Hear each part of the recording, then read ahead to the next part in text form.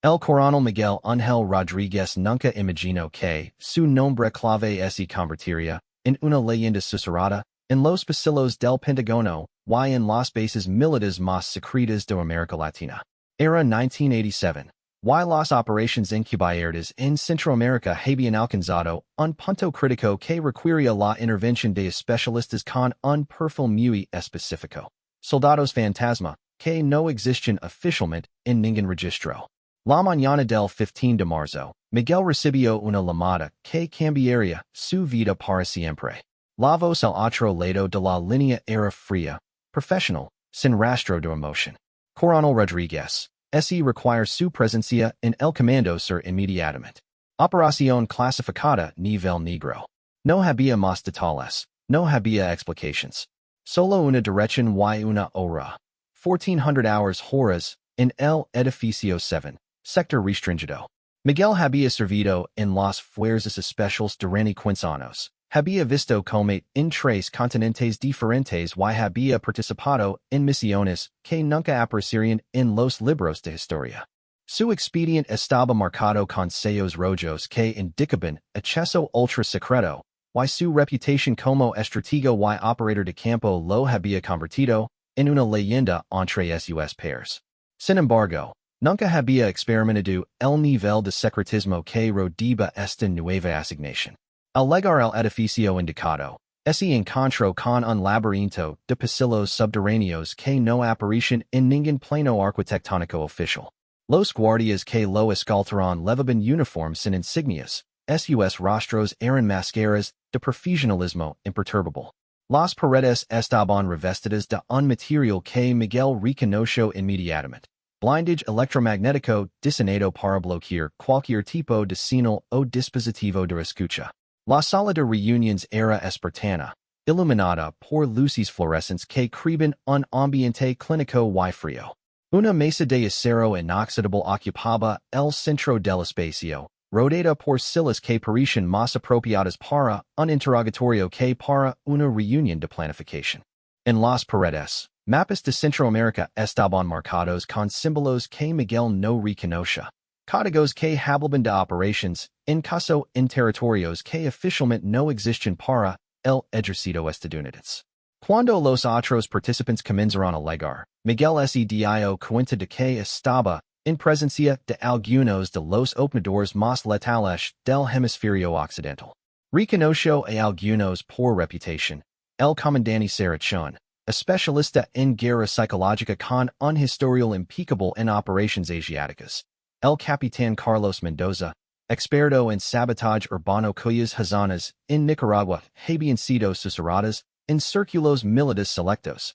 Y la teniente Elena Volkov, una ex agente del GRU soviético que había desertado 3 años antes, y su experiencia en interrogatorios avanzados era legendaria.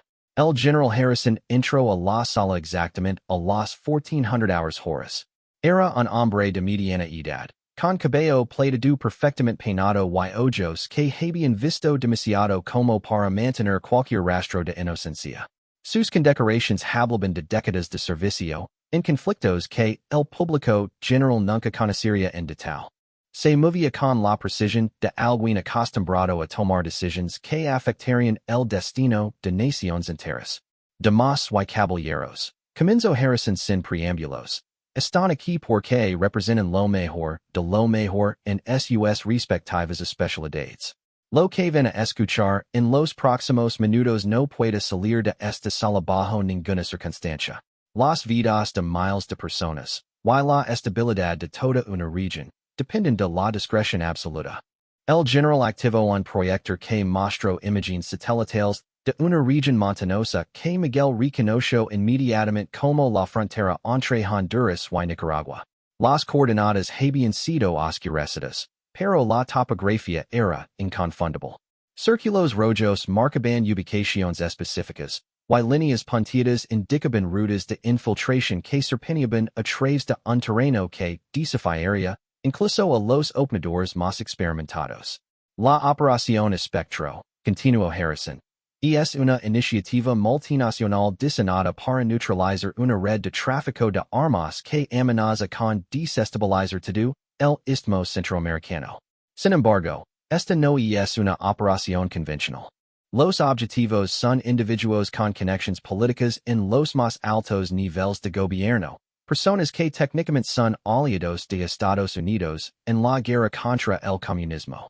Miguel sintió un escalofrío recorrer su columna vertebral.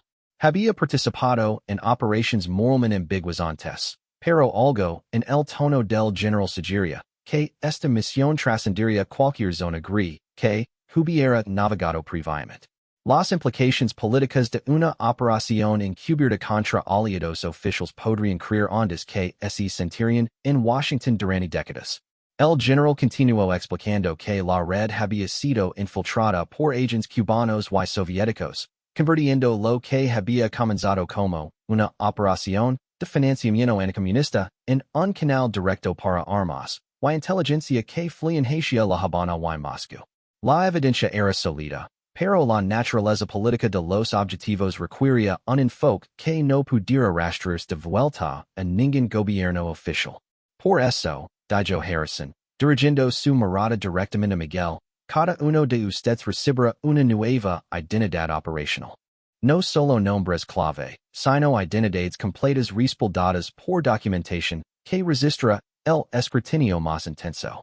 Durante la duración de esta misión, ustedes no existirán como las personas que eran antes de entrar a esta sala.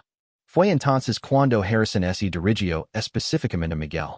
Coronel Rodríguez, basando en su experiencia en operaciones de reconocimiento de largo alcance y su historial en ambientes de alta tensión, usted será designado como el coordinador de campo principal.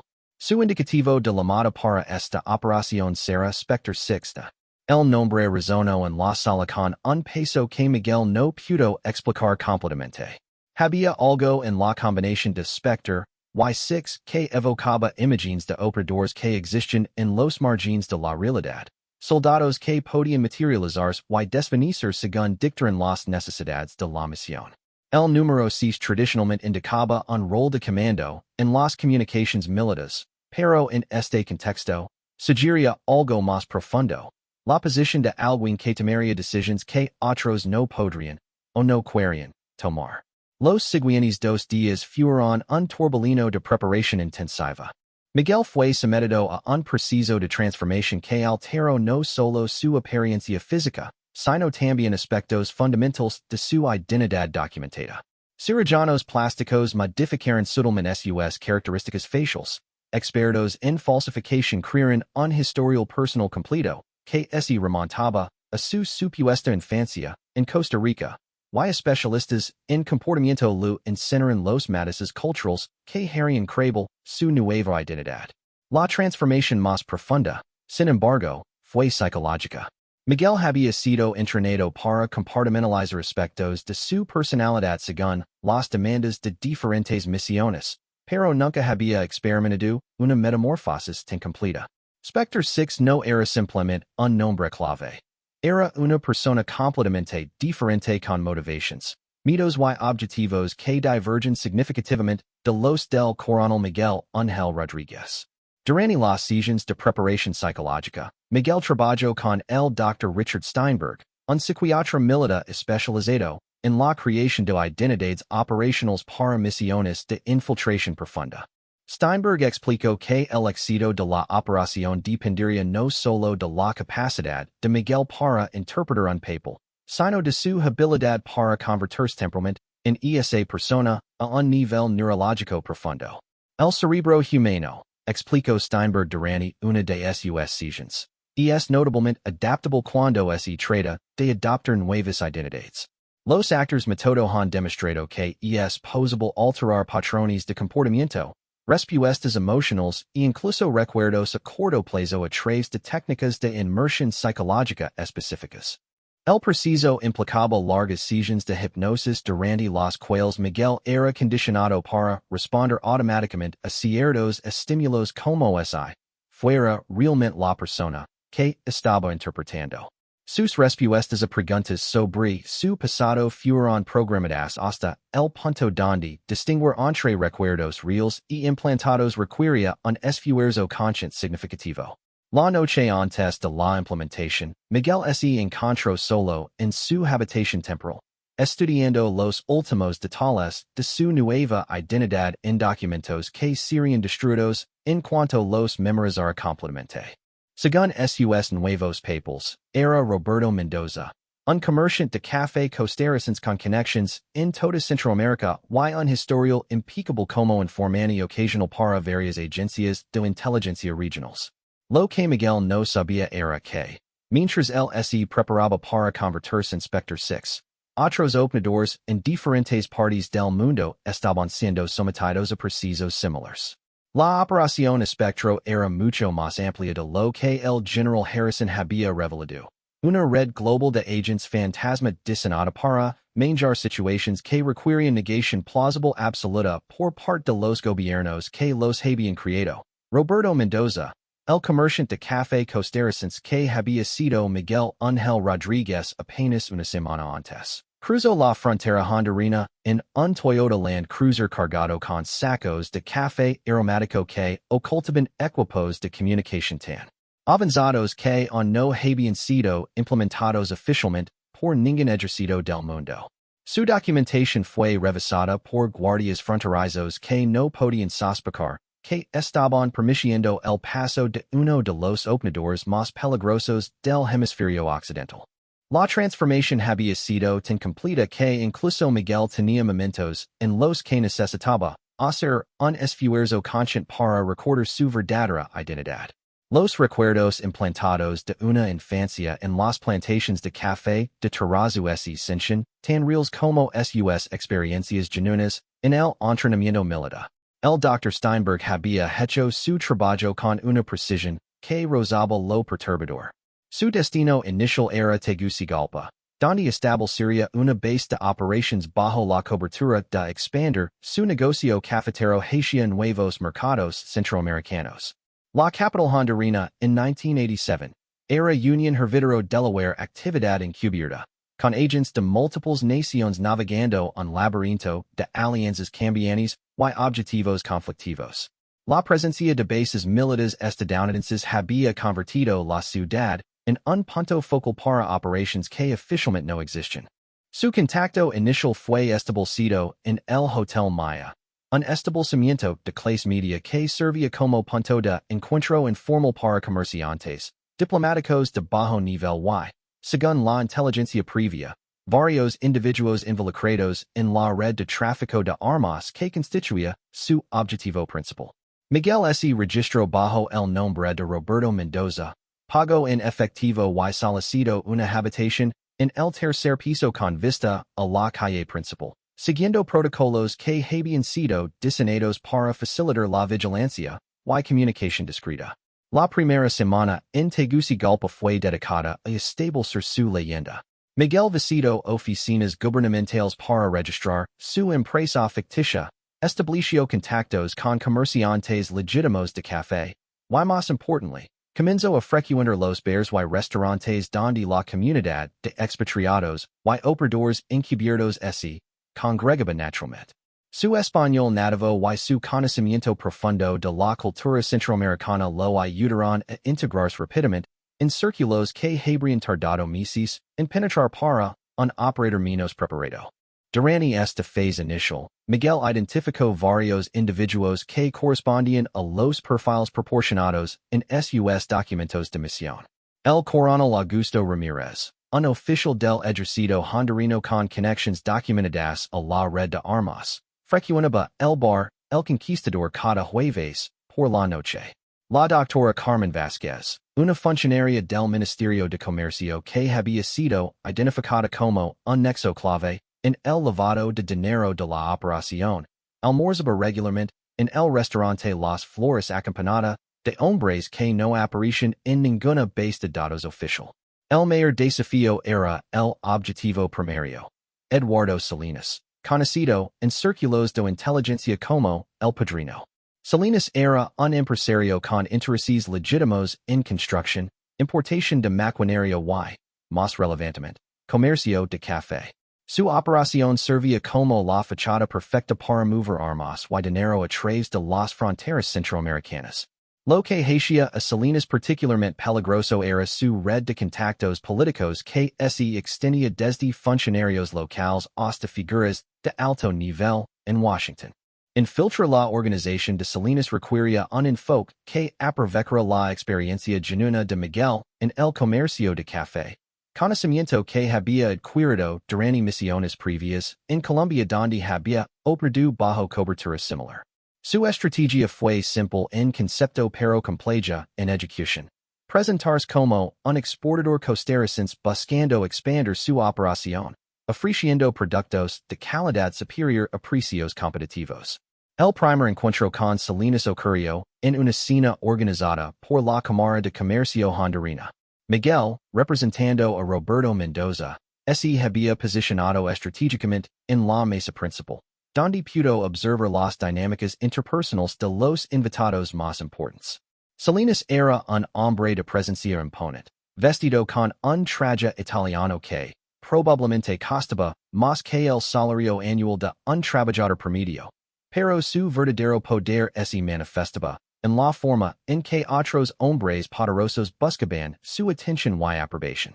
Cuando finalmente fueron presentados, Miguel notó inmediatamente la intensidad de la evaluación que Salinas realizó. Los ojos del empresario no eran los de un simple comerciante. Había una agudeza ali que hablaba de alguien acostumbrado a identificar amenazas y oportunidades con igual facilidad. Miguel mantuvo la personalidad de Roberto Mendoza perfectamente, discutiendo las sutilezas de diferentes variedades de café con el entusiasmo genuino de alguien cuya vida había estado dedicada al negocio. Señor Mendoza, dijo Salinas después de varios minutos de conversación técnica sobre perfiles de test y métodos de procesamiento. Es refrescante encontrar a alguien que realmente entiende este negocio más allá de los números en una hoja de cálculo. Deberíamos hablar más en privado sobre posibles colaborations. Esas palabras marcaron el comienzo de una fase de infiltración que requeriría que Miguel navegara un equilibrio precario entre ganar la confianza de Salinas y mantener su cobertura operacional. Durante las siguientes 2 semanas, participó en reuniones que gradualmente revelaron la verdadera escala de la operación que estaba investigando.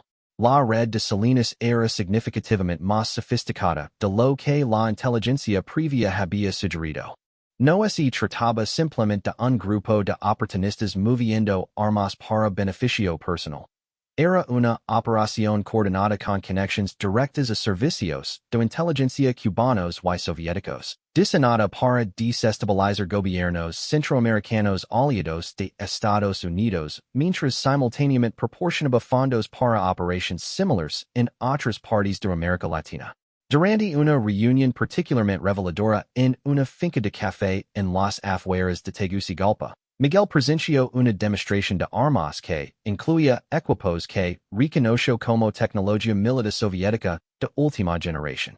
AK-74s con modificaciones especializadas, explosivos plásticos con sellos de manufactura que indicaban origen en fábricas del bloque oriental, y sistemas de comunicación encriptada que rivalizar con cualquier cosa que el ejército estadounidense tuviera en servicio activo.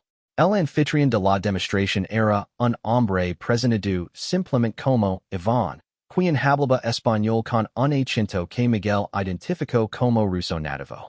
Iván no era simplemente un vendedor de armas. Sus comentarios técnicos sobre las capacidades de diferentes sistemas y sus referencias casuales a compañeros en La Habana indicaban que estaba directamente conectado con operaciones de inteligencia soviéticas en la región.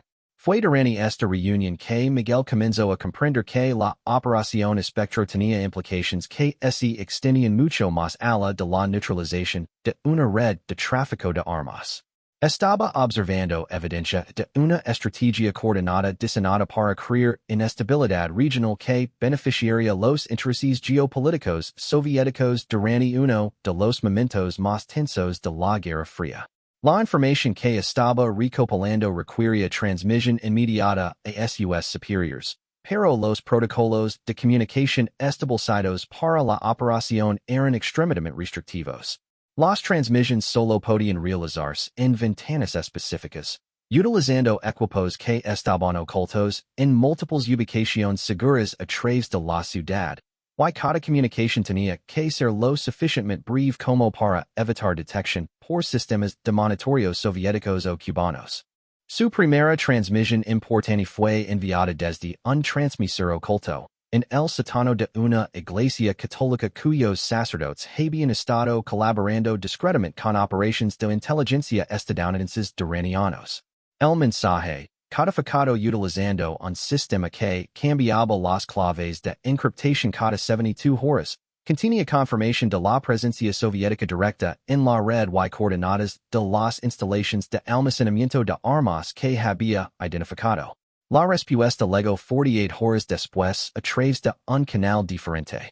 Las órdenes eran continuar la infiltración, pero con un cambio significativo en los objetivos de la misión.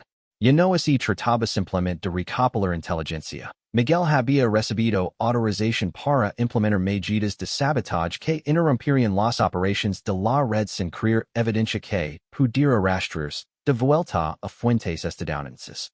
Este cambio en los parámetros de la misión representaba una escalación que Miguel reconoció como extremadamente peligrosa. El sabotaje exitoso requeriría acceso a instalaciones que estaban bajo vigilancia constante por personal que incluía no solo criminales bien armados, sino también operadores profesionales de servicios de inteligencia hostiles. Un solo error podría resultar no solo en su muerte, sino en una crisis diplomática internacional si su verdadera identidad fuera descubierta. Sin embargo, la información que había recopilado también había revelado la urgencia de la situación. Según conversaciones que había logrado escuchar, la red estaba planificando una operación mayor que coincidiría con las próximas elecciones en El Salvador. El objetivo aparente era crear suficient chaos para justificar la intervención directa de fuerzas cubanas, presentada al mundo como una misión humanitaria para restaurar el orden. Miguel comenzó a desarrollar planes de contingencia que lo permitirían maximizar el daño a la red mientras mantenía su cobertura el tiempo suficiente para escapar de la región. Sus años de experiencia en operaciones especiales lo habían enseñado que las misiones más exitosas eran aquellas donde múltiples objetivos podían ser alcanzados simultáneamente, creando confusión que facilitaba la extracción del operador. La oportunidad llegó cuando Salinas lo invitó a acompañar un envío de café especial, que sería transportado a través de la frontera salvadoreña. Miguel reconoció inmediatamente que esta era su oportunidad de acceder al corazón de la operación, pero también comprendió que representaba el punto de mayor riesgo personal que había enfrentado en toda su carrera militar, el convoy que atravesó la frontera entre Honduras y El Salvador en la madrugada del 8 de abril transportaba mucho más que café. Miguel, manteniendo su identidad de Roberto Mendoza, viajaba en el segundo vehículo de una caravana de 5 camiones que externamente parecían transportar productos agrícolas normales, pero que en realidad llevaban suficientes armas automáticas y explosivos para equipar a un batallón completo de insurgentes. Durante el viaje, Miguel logró confirmar sus sospechas más graves sobre el alcance de la operación. Iván, el contacto soviético, viajaba en el vehículo principal junto con 2 hombres que Miguel identificó como oficiales de inteligencia cubana basándose en detalles sutiles de su comportamiento y jerga militar que había aprendido a reconocer durante misiones previas en el Caribe. La conversación que logró escuchar a través de un micrófono direccional miniaturizado reveló que la operación no era un esfuerzo aislado, sino parte de una estrategia coordinada que se estaba implementando simultáneamente en Nicaragua, Guatemala y Colombia. El objetivo era crear una serie de crisis regionales que obligarían a Estados Unidos a dividir sus recursos militares y de inteligencia, debilitando su capacidad de respuesta efectiva en cualquier frente individual. El destino del convoy era una finca aparentemente abandonada en las montañas salvadoreñas, aproximadamente 40 kilómetros de la frontera. Sin embargo, cuando llegaron al sitio, Miguel se dio cuenta de que se trataba de una instalación militar sofisticada camuflada como una operación agrícola en ruinas. Los edificios que parecen graneros deteriorados desde el air contienen arsenales que rivalizar con cualquier base militar oficial en la región. La seguridad del complejo era proporcionada por una combinación de guardias locales y lo que Miguel reconoció inmediatamente como personal militar cubano profesional. Sus movimientos, disciplina y equipos de comunicación los identificaban como miembros de las fuerzas especiales cubanas, probablemente del Departamento de Liberación Nacional, la unidad responsable de operaciones encubiertas en territorio extranjero. Durante los 2 días que pasó en la instalación, Miguel mapeó meticulosamente la disposición del complejo, identificó los puntos más vulnerables de la seguridad, y más importantly, logró acceder a documentos que revelaban la verdadera escala de la red de Salinas. No se trataba de una operación criminal con conexiones políticas, era una célula de inteligencia soviética de largo plazo diseñada para operar durante años, posiblemente décadas, como una fuente de desestabilización regional. Los documentos que logró fotografiar secretamente usando una cámara miniaturizada oculta en su cinturón incluyen listas de funcionarios gubernamentales en toda Centroamérica que habían sido comprometidos a través de sobornos, chantage o coerción. Nombres que reconoció como figuras públicas respetadas aparecen junto con detalles de cómo habían sido convertidos en activos soviéticos, información que podría alterar el equilibrio político de la región si fuera revelada públicamente. Más alarmante aún, los documentos indicaban que la red tenía células operacionales en territorio estadounidense, específicamente en Miami, Los Angeles y Nueva York. Estas células estaban compuestas por refugiados políticos genuinos que habían sido cuidadosamente seleccionados y convertidos en agentes después de llegar a Estados Unidos, creando una red de espionaje que operaba bajo la cobertura perfecta de ser víctimas del comunismo, que habían huido a territorio estadounidense buscando libertad.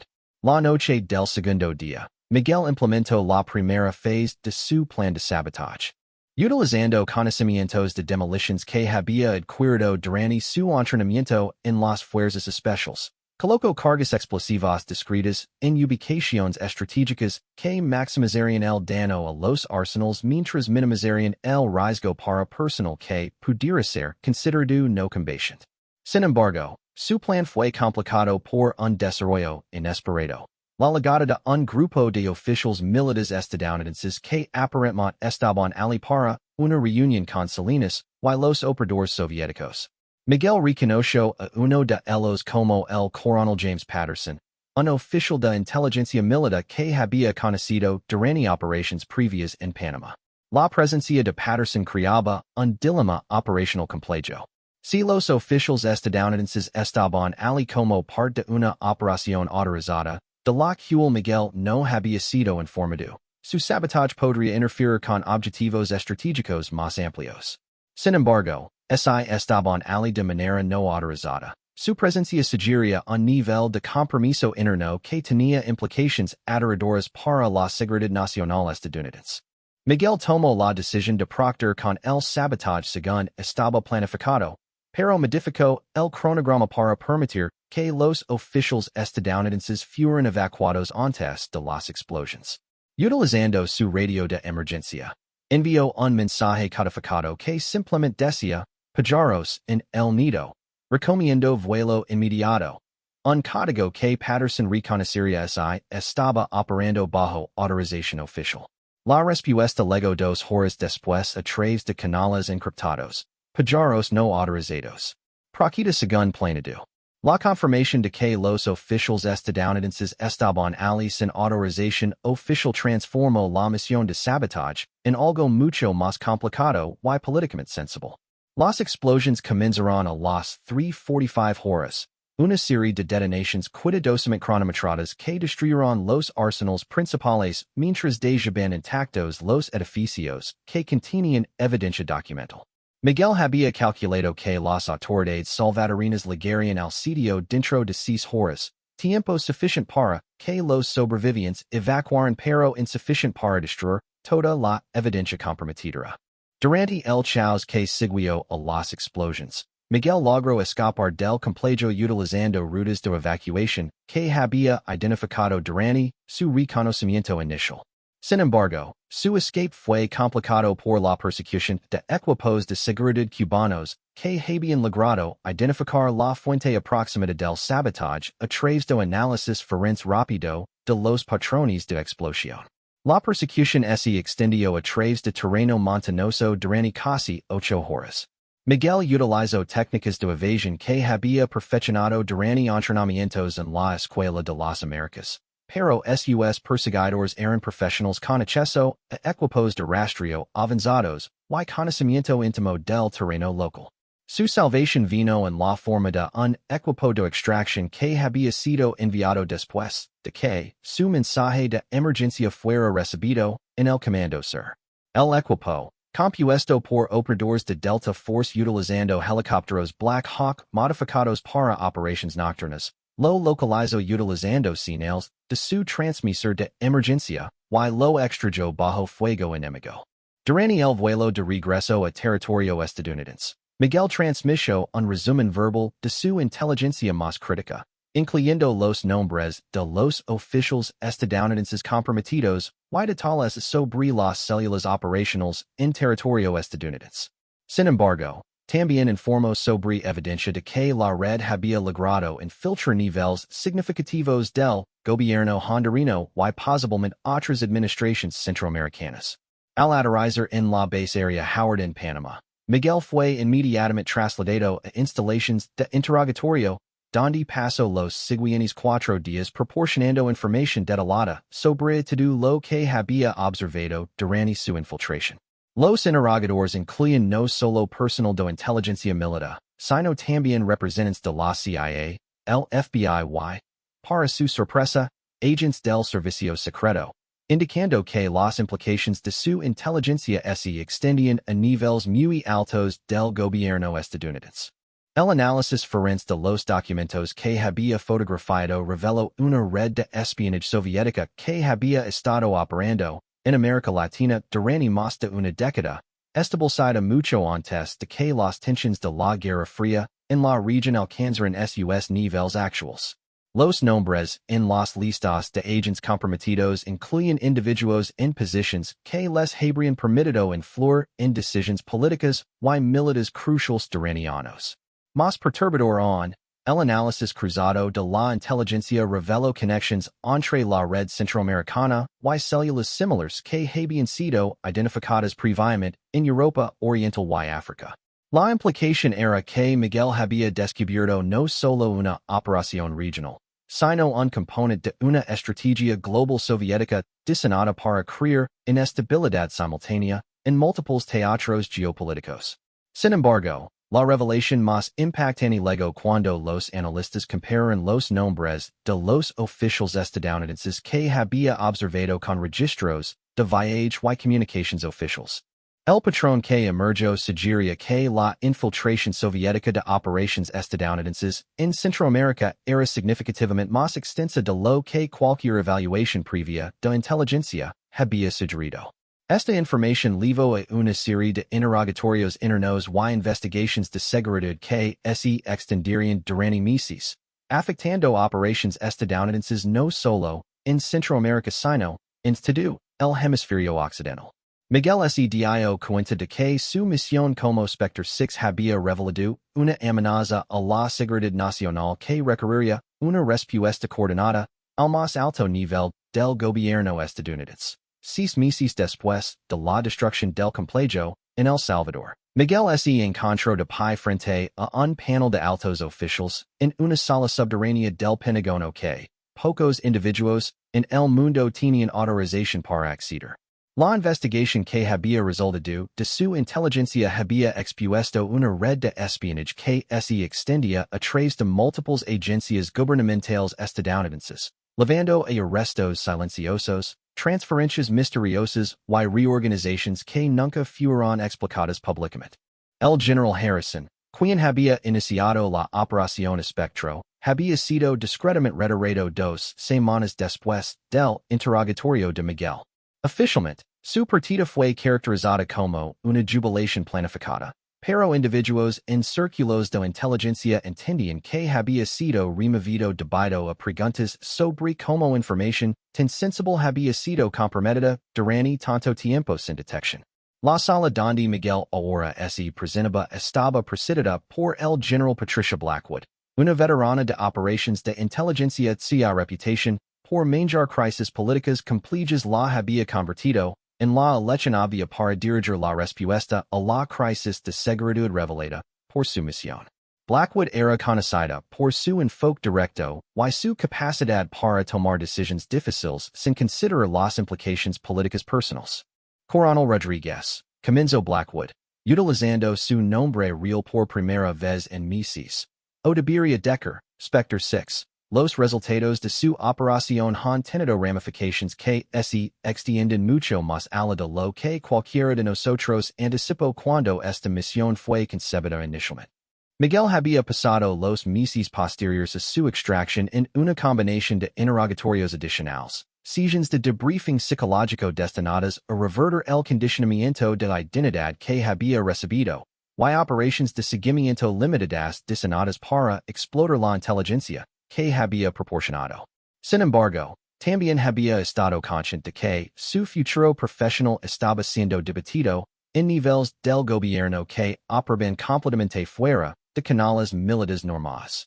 El panel frente al cual se presentaba incluía no solo oficiales militares de alto rango, sino también representantes de agencias de inteligencia civil cuya presencia indicaba que las implicaciones de su descubrimiento habían alcanzado los niveles más altos de la administración Reagan.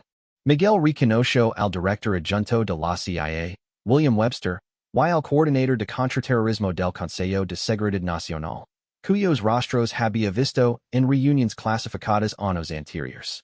La inteligencia que usted proporcionó, continuó Blackwood, ha sido instrumental en la identificación y neutralización de redes de espionaje soviéticas que habían estado operando sin detección durante más de 10 años. Sin embargo, también ha revelado vulnerabilidades en nuestros propios sistemas de seguridad que requieren medidas correctivas significativas. Miguel había estado esperando este momento, cuando sus superiores tendrían que decidir qué hacer con un operator que sabía demasiado sobre operaciones que nunca habían existido oficialmente.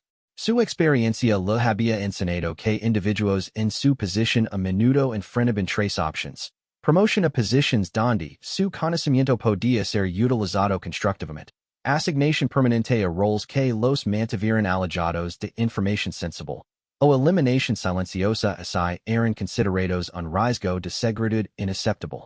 Webster se inclinó hacia adelante, sus ojos evaluando a Miguel con la intensidad de alguien acostumbrado a determinar la confiabilidad de agents en situaciones de vida o muerte. Spectre Six, su desempeño durante la operación demostró capacidades excepcionales para manejar situaciones complejas bajo presión extrema. Sin embargo, también reveló cierta flexibilidad en la interpretación de órdenes cuando se enfrentó con circunstancias imprevistas. La referencia era a su decisión de proceder con el sabotaje después de descubrir la presencia de oficiales estadounidenses no autorizados en el complejo. Miguel había proporcionado justificaciones detalladas para sus acciones durante múltiples sesiones de debriefing, pero entendía que algunos individuos en la cadena de comando consideraban su iniciativa como una violación potencial de protocolos operacionales. Con el debido respeto, señor, respondió Miguel, manteniendo el tono profesional que había cultivado durante décadas de servicio militar.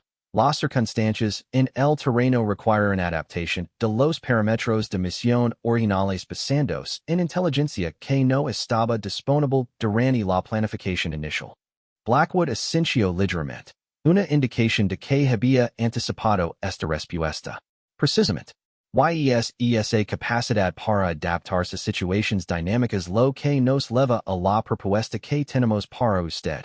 Miguel sintió una mezcla de alivio y aprensión.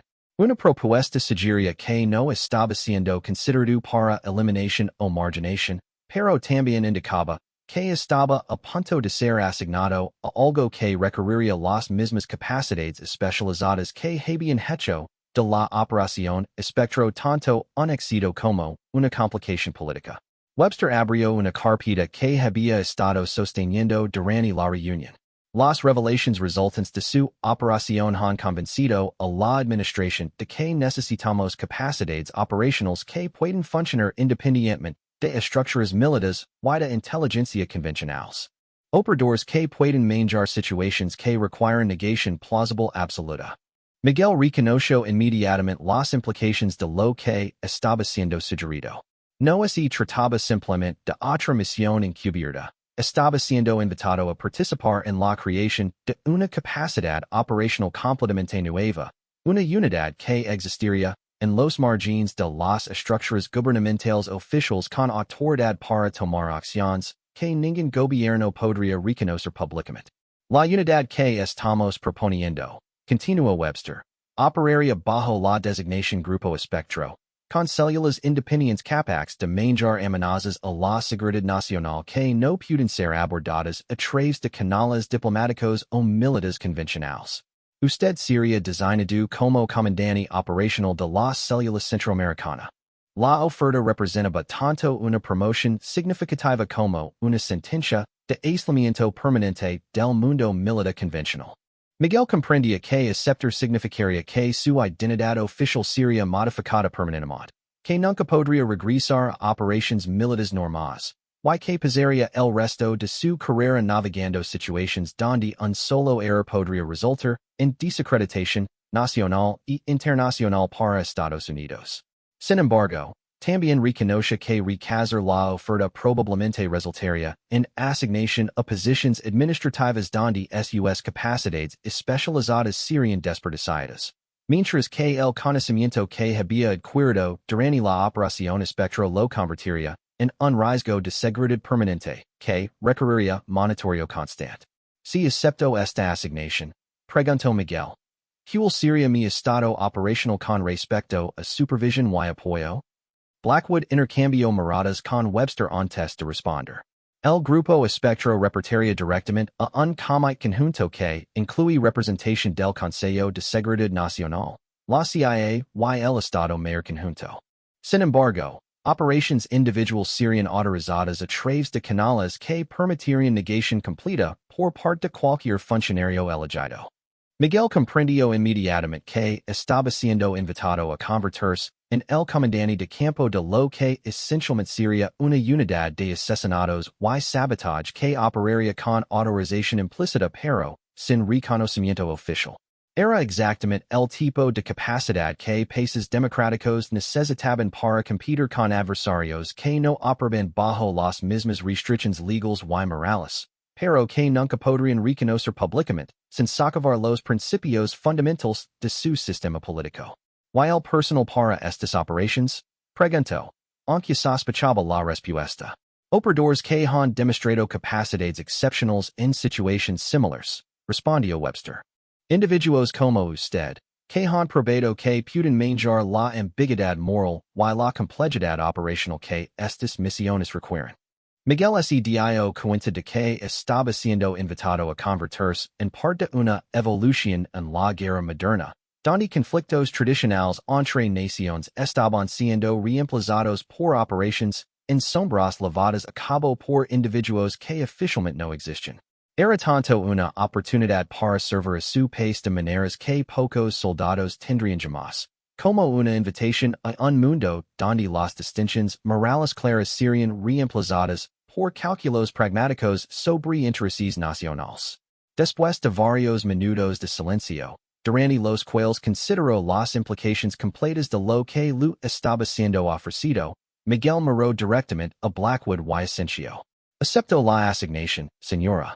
Fue entonces cuando Blackwood pronunció las palabras que crearían la leyenda que años después resonaría en los pasillos del poder en Washington. Muy bien, Spectre Six. Bienvenido al Grupo Espectro. La identidad de Spectre Six se había convertido en algo más que un nombre clave para una sola operación. Había evolucionado hacia una posición institucional que existiría mientras Estados Unidos enfrentara amenazas que no podrían ser neutralizadas a través de métodos convencionales. Miguel comprendía que había cruzado un umbral después del cual nunca podría regresar a la vida militar normal, pero también sabía que había sido seleccionado para servir en una capacidad que podría determinar el destino de su país durante los años más peligrosos de la Guerra Fría. Años más tarde, cuando historiadores intentarían rastrear los orígenes de operaciones encubiertas que habían alterado el caso de eventos globales, encontrarían solo referencias vagas a operadores fantasma cuyas identidades permanecen clasificadas décadas después de su servicio. Pero en círculos de inteligencia selectos, el nombre Spectre Six se convertiría en sinónimo de operaciones imposibles completadas exitosamente en circunstancias que habrían derrotado a operadores menos excepcionales. El coronel Miguel Ángel Rodríguez había desaparecido oficialmente, reemplazado permanentemente por Spectre Six, un fantasma que existiría en los margines de la realidad oficial mientras protegía intereses estadounidenses de maneras que nunca podrían ser reconocidas públicamente pero que serían recordadas por aquellos que entendían el verdadero costo de mantener la libertad en un mundo donde las democracias enfrentaban enemigos que no respetaban ninguna regla excepto la victoria.